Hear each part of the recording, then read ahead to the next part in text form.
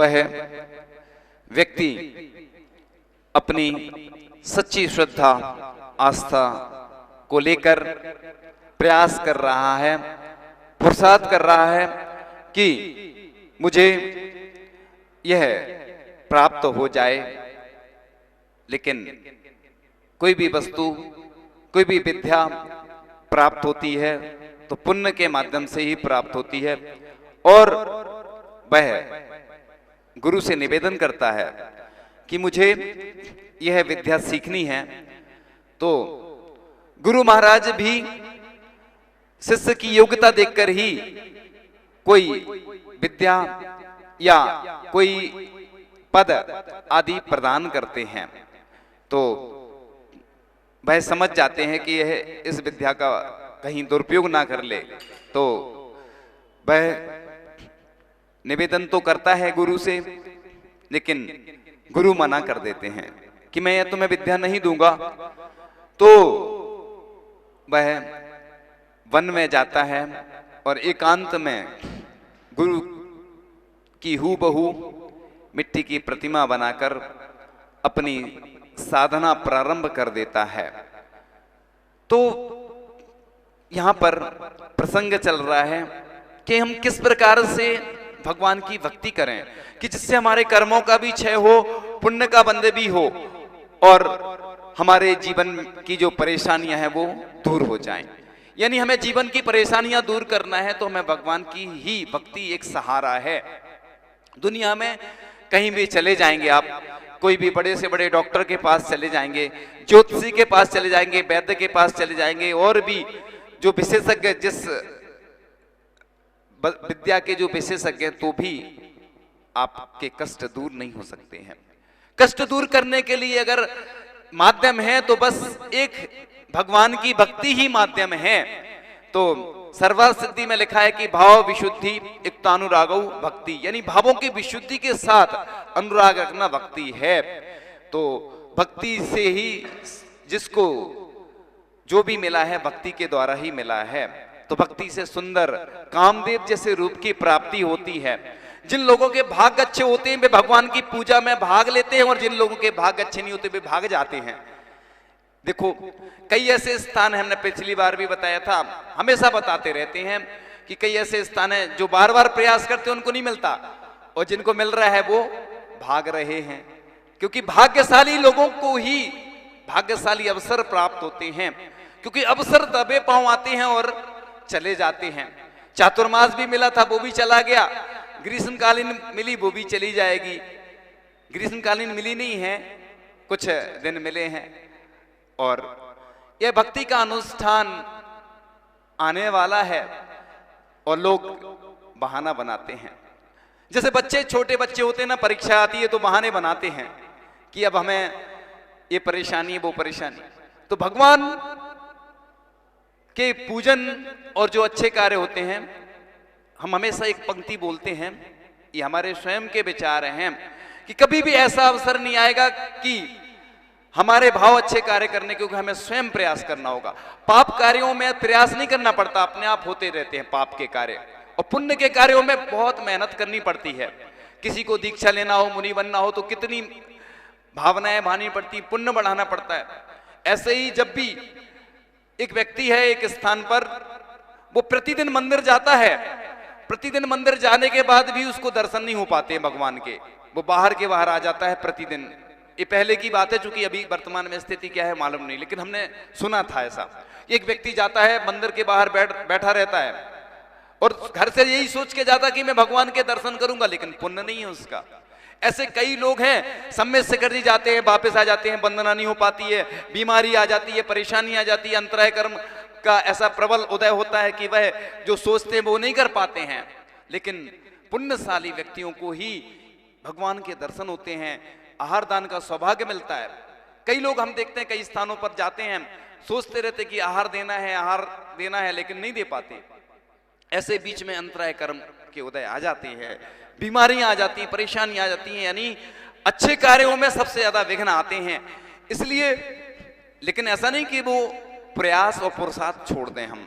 तो जिंदगी में हमेशा जब भी कोई पुण्य के अवसर आए तो आचार्य सोमदेव सूरी एसएस तिलक चंपू में लिखते हैं, एकापि समर्थ्यम जिन भक्ति दुर्गतिम निवार्य तुम पुण्यानि चा पूरी तू दांतो मुक्ति श्रियम कृतना। यानी एक अकेली जिन भक्ति ही धार्मिक पुरुष को दुर्गति के निवारण करने में, पुण्य वृद्धि करने में एवं मुक्ति रूपी लक्ष्मी देने में समर्थ होती है। तो धवला ग्रंथ में लिखा है कि जिस प्रकार से वज्र के प्रहार से पर्वत चूर चूर हो जाते हैं, इसी प्रकार से जिनेंद्र भगवान की पूजन से, भक्ति से कर्म रूपी पर्वत भी चूर चूर हो जाते हैं।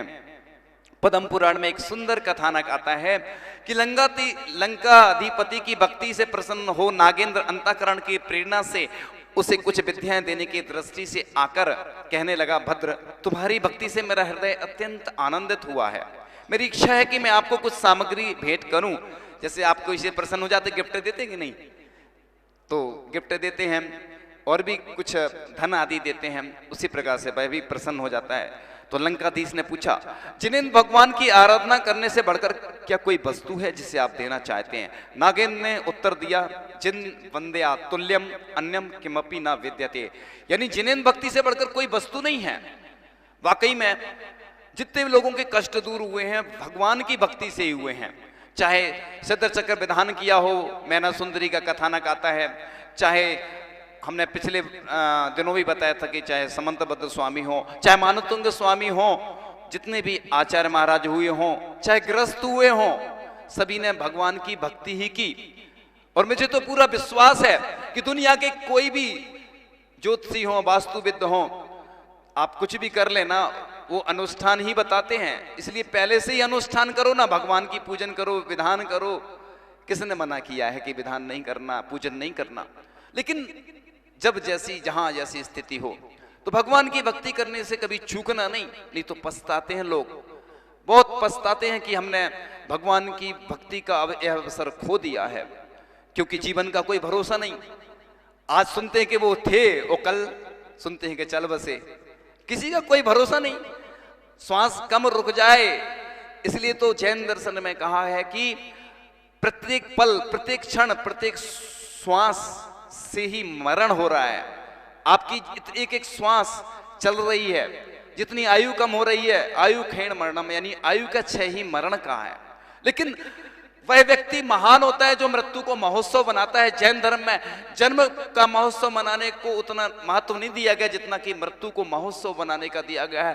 प्रत्येक क्षण, प्रत्येक पल अगर हमें जीना है, प्रत्येक श्वास को सार्थक करना है, तो हमारा एक एक क्षण हमारा भगवान की भक्ति में ही व्यतीत हो, तभी हमारा जीवन सार्थक है। तो उस जिनेंद्र भगवान का भक्त संसार से उदास रहता है, इसलिए कहते हैं उदासोहम दासोहम सोहम अहम। जो संसार से उदास है, जिसे वैभव आकर्षित नहीं करता, जो संसार के समस्त विकल्प को छोड़ देता है, वह उदास होकर भगवान की भक्ति में लीन हो जाता है। इसलिए सोहम कहा है, सोहम, फिर सोहम सोहम इसलिए भावना भाते हैं कि भगवान जैसे आप हैं वैसे ही मैं हूं, बस वैसे ही बन जाऊं। भगवान की भक्ति इसलिए नहीं की जाती कि कुछ हमें मिल जाए। हमेशा लोग मांगते ही रहते तुझसे सांझ सवेरे, तो भगवान से कुछ नहीं मांगना, बस यही मांगो कि दुख खो कमक खो वो ही लाओ, सुगई गमनम समाहि मरणम जिनगुण संपत्ति हो मध्यम। भगवान से क्या मांगना? भगवान जैसे वीतरागी हैं, बस भगवान वीतरागता प्राप्त हो जाएगी तो फिर हमें किसी वस्तु की आवश्यकता ही नहीं है।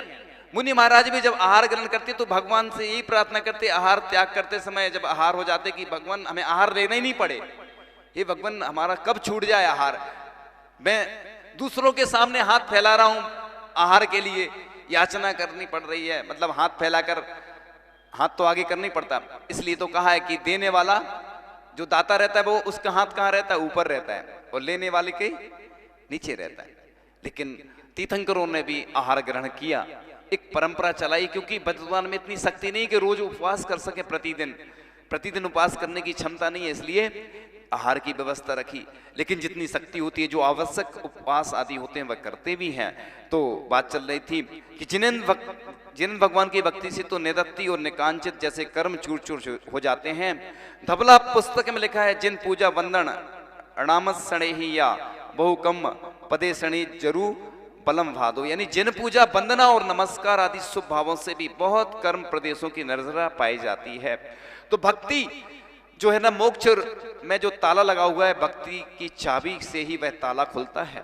और गुणीजनों में दान, पूजा, विनय, बहुमान होना ही भक्ति है। और भक्ति सर्वश्रेष्ठ रस है जिसके माध्यम से हमारे कर्मों की निर्जरा होती है। भक्ति जीने की कला सिखाती है, भक्ति मरण से भी बचाती है। आपने देखा होगा कि जब भी कोई किसी को कष्ट आया तो उसने भगवान की भक्ति की तो उसके कर्म ढीले हुए और पुण्य का बंध हुआ। एक बार रामटेक की बात थी कि अंतराय था और मंदिर में बैठकर जैसे ही भगवान की भक्ति की तो ऐसे लगा जैसे कोई अमृत आ गया हो, अमृत झरने लगा। तो ऐसी विशुद्धि बढ़ती है। कई बार ऐसी स्थितियां बनती है। कुंडलपुर में एक बार जब अंतराय था, गर्मी का समय था और उधर बहुत तपन होती है कुंडलपुर में, तो जब सामयिक में नरकों का चिंतन किया तो सामयिक में पता नहीं चला कि कैसे सामयिक हो गई। तो ये उपयोग बस बदलना पड़ता है। आपको लग जाती है, बच्चे को लग जाती है, छोटा बच्चा होता है और उससे कोई कुछ नहीं बोले तो उसको रोता नहीं है बच्चा, जैसे ही बोलो अरे तुम्हें क्या हो गया तो बस रोने लगता है। इसका मतलब अपन को कई बार पैर में चोट लग जाती तो पता नहीं चलता, तो दर्द नहीं होता, और जैसे ही अपना उपयोग बार बार जाता है। इसलिए जब भी हम लोगों को कोई चोट लग जाती या कोई कुछ ऐसी घाव आदि हो जाए या कोई तकलीफ होती है तो आचार्य जी के पास जाते थे, आचार्य जी को बताते थे। तो आचार्य जी कहते हैं, आचार्य जी से पूछते थे क्या लगाना है, तो आचार्य जी कहते बस हाथ नहीं लगाना और मन नहीं लगाना, यानी उधर मन बार बार नहीं जाने देना। इसलिए जब भी आप उधर उपयोग लगाएंगे, मन लगाएंगे तो वही कष्ट होता है, वहां पर कष्ट होता है।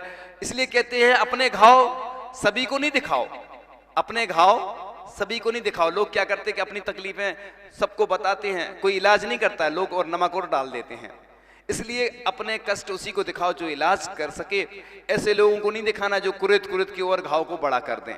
इसलिए व्यक्ति जो भी अपनी परेशानियां हैं उनको, कष्टों को भी ज्यादा याद नहीं करना। जैसे किसी के बैठने जाते हैं वो तो अच्छी बात है क्योंकि उसके दुख में हम शामिल हो रहे हैं, वो गलत नहीं है, लेकिन लोग जाते हैं और याद कराते हैं तो वो रोने लगता है। तो इसलिए किसी को भी अपने कष्ट खुद के भी हों तो बार बार नहीं बताना चाहिए, दुनिया को सुनाते रहते हैं। भगवान को सुनाओ, भगवान से अपनी निंदा करो, आलोचना करो, जिससे कि पुण्य का बंध होगा। दुनिया को सुनाने से कुछ होने वाला नहीं है, दुनिया तो आपकी मदद नहीं करेगी। इसलिए एक स्थान पर लिखा था, प्रेम सबसे करो, विश्वास एक पर करो। यानी एक अपना कोई ऐसा गुरु हो या कोई व्यक्ति हो जिसको अपन बता सकें, जो विश्वसनीय व्यक्ति हो, उसी को ही अपनी बात बताना चाहिए। अपन सबको सुनाते रहते हैं, अपन सोचते हैं ये हमारा खास है और उसका भी कोई खास होता है। आज कोई भी बात होती है लीक कैसे हो जाती है, जब बाद में अपने पास लौट के आती है पता चलता है यार हमने तो उनको बताया था, फिर वो उनसे कहो तो वो कहे हमने अपने उनको बताया था, और बात लौट के आ जाती है वापस। तो किसी पर भी आज विश्वास नहीं किया जा सकता है, क्योंकि लोग सोचते हैं कि फोन में हम जो बात कर रहे हैं किसी को नहीं मालूम। जबकि एक व्यक्ति ने बताया था कि 80-90% जो भी घटनाएं घट रही हैं, जो भी मोबाइल पर चल रहा है, वो सब हमें दिखता है। उसने बताया था कि हमें सब दिखता है क्या क्या होता है। तो लोग सोचते हैं कि बात हम जिनसे बात कर रहे हैं, जिनको कुछ भेज रहे हैं, वो दिख नहीं रहा है। वो बाद में जब रहस्य खुलते हैं धीरे धीरे सब उजागर हो जाता है। इसलिए कोई भी अपना नहीं है, भगवान ही अपने हैं। एक बार हमने किसी से कहा कि फरिश्ता से रिश्ता रखो, फरिश्ता से रिश्ता रखोगे वही अपने हैं, क्योंकि भगवान से रिश्ता रखोगे बाकी रिश्ते में तो रिश्तेदारियां टूट जाती हैं, छूट जाती हैं, बुराइयां हो जाती हैं। तो इसलिए हम हमेशा कहते ना, हे नाथ मैं हूं अनाथ, दे दो साथ, बन जाए बात, हो जाए आपसे मुलाकात। तो भगवान से रिश्तेदारी रखो, रखना है तो। दुनिया से रिश्तेदारी रखोगे तो पाप का ही बंध होगा। जब भी कोई काम करो तो भगवान, आप कोई भी, महाराज जी भी बोलते ना कि जब भी वाहन खरीदो तो भगवान के लिए जरूर दान दो। विवाह होता है, पाप के कार्य होते हैं तो उसमें थोड़ा सा बस दे देते हैं। इसलिए हम हमेशा परोपकार के कार्यों में, मंदिर में दान देने की परंपरा इसलिए लिखी है, पाठशाला के लिए, क्योंकि पाठशाला भी एक ज्ञान अर्जन का एक माध्यम होती है। गौशाला होती है, जीवों की रक्षा होती है। आज गौशाला में जाकर लोग सेवा नहीं करते हैं और फोटो तो खिंचवाते हैं, इसलिए हम हमेशा बोलते हैं फोटो वीडियो के लिए नहीं कि हमारा नाम हो जाए, ख्याति पूजा लाभ के लिए कभी काम नहीं करना। आचार्य श्री के लिए पंक्तियां आती हैं, जो नामुना के कामना से कोसों दूर है, कहीं कहीं ऐसे संत भी जरूर हैं। आचार्य श्री ने कभी नाम के लिए कोई काम नहीं किया, लेकिन आज पूरी दुनिया में उनका नाम प्रसिद्ध हो गया। चाहे जैन हो चाहे जैनेतर हो, सब लोग जानते हैं कि एक आचार्य विद्यासागर जी महाराज ऐसे संत हैं जिनकी चर्या की चर्चा पूरे विश्व में होती रहती है। और उनने कभी नाम के लिए कोई संस्था नहीं खोली, लेकिन उनका नाम आज पूरी दुनिया में सभी जानते हैं, अपने आप प्रसिद्धि मिली आचार्य श्री को उनके कार्यों के द्वारा। ऐसे ही आप भी काम अच्छे करो। आचार्य कुंद कुंद स्वामी ने कहा है, खाई कहा है, ख्याति पूजा लाभ को क्या कहा है? खाई। हाँ, धर्म के प्रचार के लिए, धर्म की प्रसिद्धि हो। एक दान चिंतामणि नाम की एक पुस्तक है, उसमें एक लिखा था कि हिंसा को मिटाने के लिए अहिंसा का प्रचार आवश्यक है। ये पंक्तियां बहुत अच्छी लगी, जब हम कक्षा चल रही थी आचार्य श्री को भी सुनाई थी ये पंक्ति। तो आज लोग अपने नाम के लिए जो भी व्यापार करते हैं, विवाह आदि होता है, जो भी होता है अपने नाम के लिए, लेकिन आचार्य श्री ने एक बार चंद्रगिरी में कहा था कि वो व्यक्ति सबसे बड़ा होता है जो व्यक्ति धर्म के प्रचार के लिए, जिसे अपना प्रचार करते हैं। चुनाव प्रचार चल रहा है ना, अभी जहां चुनाव चल रहे हैं, प्रचार में देखो कितना व्यक्ति सब कुछ धन बर्बाद करता है, समय भी देता है, लेकिन ऐसे विरले लोग होते हैं। आज पूरे देश भर में जो भी विवाद है वो संस्थाओं में है, समाज में है, इसलिए लोग कई बार मंदिर में नहीं आते हैं। लोग कहते हैं हमारे पास आकर कि महाराज जी मंदिर में जाओ तो बहुत विकल्प आते हैं, लेकिन ऐसा नहीं करना। अरे मंदिर ही तो एक ऐसे आध्यात्मिक केंद्र होते हैं जिनमें आकर हमें विशेष ऊर्जा मिलती है। इसलिए कभी इन कारणों से ऐसा नहीं कि मंदिर आना बंद करते हैं, गौशाला में जाना बंद करते हैं, पाठशाला में पढ़ाना बंद करते हैं, क्योंकि आज यही तो हमारे ऊर्जा के केंद्र होते हैं जिन पे आके हम विशिष्ट ऊर्जा प्राप्त करते हैं। इसलिए हम हमेशा उन व्यक्तियों की सराहना करते हैं कि जो व्यक्ति मंदिर के लिए सबसे ज्यादा समय देते हैं, अच्छे कार्यों में आगे आते हैं। ऐसा नहीं सोचो कि लोग आगे आ नहीं रहे हैं तो फिर हम भी आना बंद कर दें। नहीं, एक व्यक्ति भी 1000 के बराबर होता है, क्योंकि वो अपना समय दे रहा है, अपनी बिजनेस, अपनी सर्विस छोड़कर, अपने कार्यों को छोड़कर देवशास्त्र गुरु के लिए समय दे रहा है। हमने पंक्तियां सुनाई थी, तेरे दर पे लुटा दी हैं सब तमन्नाएं, लोग कहते हैं खुद को मिटा बैठे हैं। तो आज हम देखते हैं अभी कार्यक्रम होते हैं ना, तो उसमें सभी आगे आ जाते हैं। जब अगवानी होती है तो सब लोग आगे चलते हैं। जब कोई कार्यक्रम होता है तो माला पहनने की बारी आती है। हमने एक बार प्रवचन में कहा था, आज फिर से सुना देते हैं कि 5 विटामिन नए जादू हैं, मंच, माला, माइको, मीडिया और मोबाइल। ये 5 vitamin M1, M2, M3, M4, M5 कई लोगों को नहीं मिलते तो बीमार हो जाते हैं, लेकिन इन विटामिनों की कोई आवश्यकता नहीं है।